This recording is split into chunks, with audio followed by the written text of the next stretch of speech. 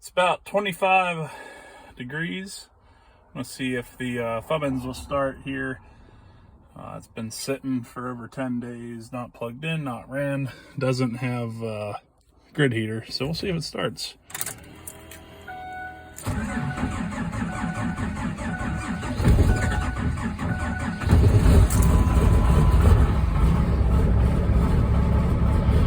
Yeah, it did.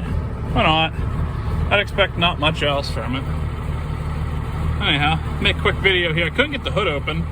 It's so freaking cold. Let it run for a bit. I post this to YouTube because I got so many people asking about it.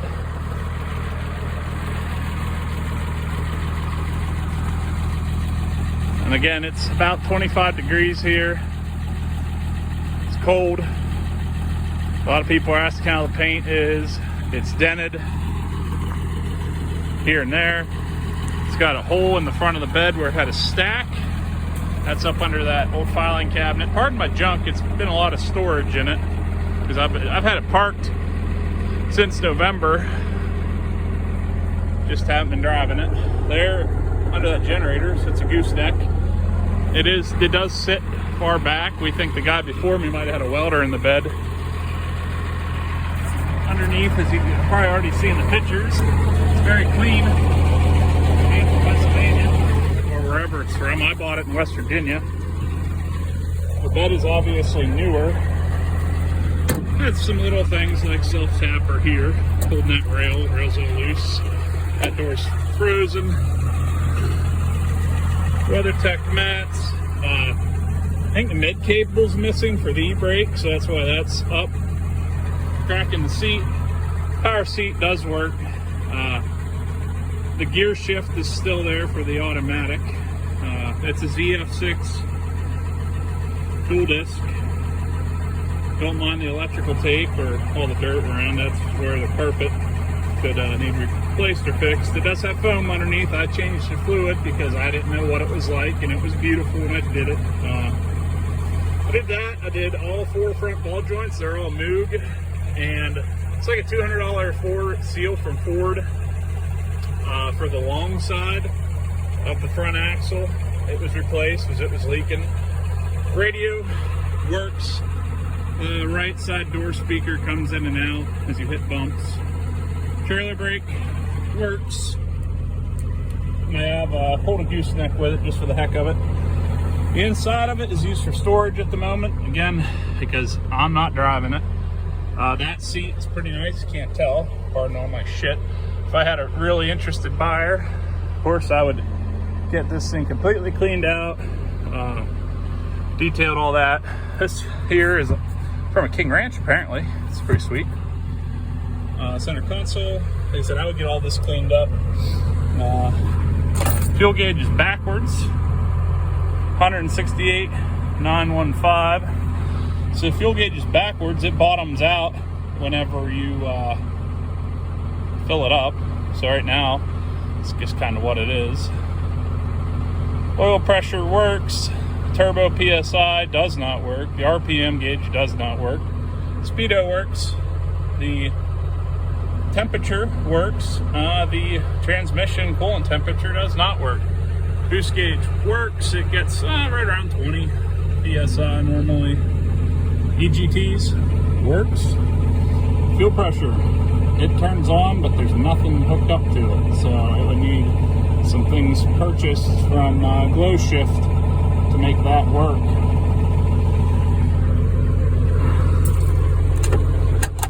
So right there, we're charging away. Again, the batteries, it's 27 degrees. It's charging at 15.2 right now. Heat works real well. AC, there's a compressor up front. It does not work. It's hooked up as far as has a belt going around it, but came with a new one in a box in the back seat. I have that out in the garage, brand new compressor. I just wasn't worried about having air conditioning for what I needed it for. All the windows work, the electric locks work.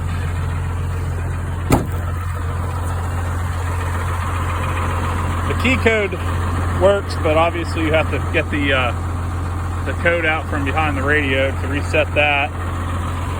Fummins badge. Front tie rod ends probably need adjusted, is my guess, the way it drives. Steering's a little loose in it. Every truck that I've owned one of these, it was loose. So it needs either a little set screw tightened up or a new steering box if you really want to get picky. Leaks oil, not while it's sitting here running, but the vacuum pump seal, it leaks. I bought one, just really haven't gotten to it. So obviously the truck's been sitting here for 2 months.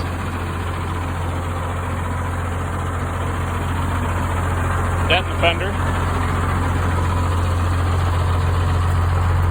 And because a lot of people ask me why I'm selling it over there, that's why. King Ranch things. So I put that truck together and bought this one interim. Paint in the tailgate, it's not great. It obviously was a flex fuel, so this one's kind of flexible fuel, if you know what I'm saying. Ooh, holy shit, it's a license plate. Back here, bed's not super anything pretty. People ask how the paint is. Well, that's what you expect. It does not have a muffling device. The wheels are off a 2017 Lariat that was never driven in the snow. They are awesome wheels. I would be glad to keep them if somebody would want the 20-inch King Ranch wheels that I have for this truck, or well, for my other truck. Little surface rust in the bed right there. Paint chip, that's paint chipping. That's not rusting through. See if you see what I mean. Very, very clean. No door seals, obviously.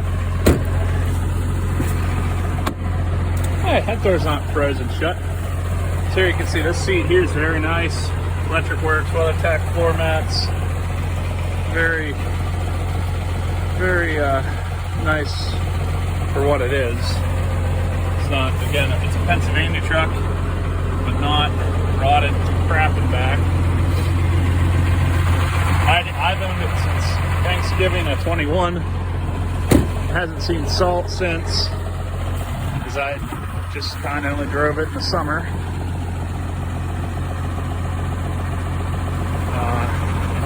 It's listed as an 04. The title says 04. It's got a coil spring front end. So, if you know, those are from 05 to 07, unless they happen to do that on a late 04.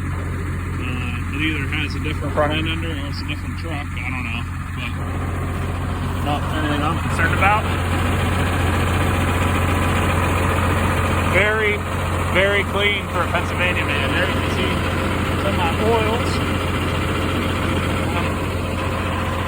Cool thing is when you're driving on the road, that just kind of lubricates the whole way back through. I mean, realistically, I just need to fix it. In the pictures, there's 2 mismatched batteries in this truck. I will be putting 2 brand new Rural King batteries in it whenever I get somebody seriously interested in it or somebody coming to look at it. I mean, the batteries in it start it, you know. If somebody's not worried about that, you know, I'll take some money off, but I just plan on putting batteries in it when I get somebody interested. The block heater does work. I plugged it in when I did it just to make sure it works, but I installed it, it works. But today it started on its own recognizance. I'm thoroughly impressed. I'm rambling here. Engine stats for this truck are supposedly, you don't have to believe it, 100 horse injectors, 4K gov springs, ARP head studs. The engine has allegedly 40 to 50,000 miles on it. At that time when they put it in, they redid it. They put a dual disc clutch in it. Like I said, that is the ZF6.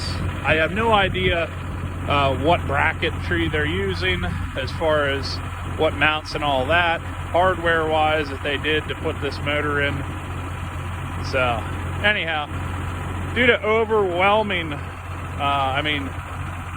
it's amazing. A lot of interest in this truck, but everybody wants a turnkey truck. This one is not perfect, but it will get it done, and it is a cool truck. Front drive shaft also, again, this is all stuff that I forgot to mention. Front drive shaft, you can see the yoke right there.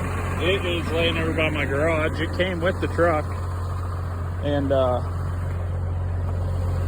needs shortened to be put in, so I wasn't much concerned about it. Anywho, I'll give you a nice shot of the interior. Now the gauges might be coming up. Heat's being made. Oil pressure. Left door is ajar. Coolant temp is not moving yet, but it does move. Four-wheel drive. Everything, as far as I know, works. You know, you click that in, four-wheel drive light comes on.